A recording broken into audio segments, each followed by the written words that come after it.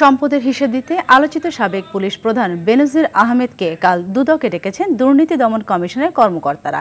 এছাড়া 9 জুন তার স্ত্রী ও 2 মেয়েকেও জিজ্ঞাসাবাদের জন্য তলব করেছে সংস্থাটি।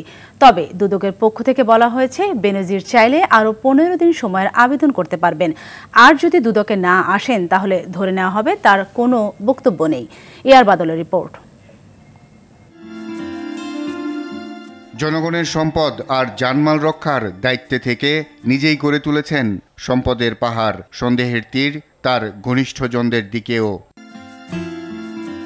বেনজির আহমেদ, তার স্ত্রী জিসান মির্জা, মেয়ে ফারহিন রিস্তা বিনতে বেনজির ও তাসিন রাইসা বিনতে বেনজিরের বিরুদ্ধে গেল 22 এপ্রিল জ্ঞাত আয় বহির্ভূত সম্পদ অর্জনের অভিযোগে অনুসন্ধান শুরু করে দুদক। এরই মধ্যে আদালত তাদের বিপুল সম্পদ জব্দের আদেশও দিয়েছেন।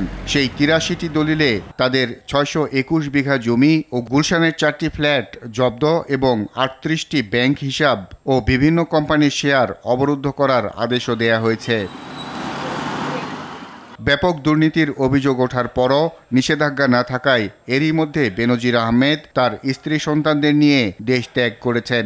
অবৈধ সম্পদের বিষয়ে জানতে বেনজির ও তার স্ত্রী সন্তানদের তলব করেছে দুদক। হাজির না হলে আইন তার নিজস্ব নিয়মে চলবে। সে না আসলে ধরে নিতে হবে, তার কোনো বক্তব্য নেই। এআর বাদল, RTV, ঢাকা।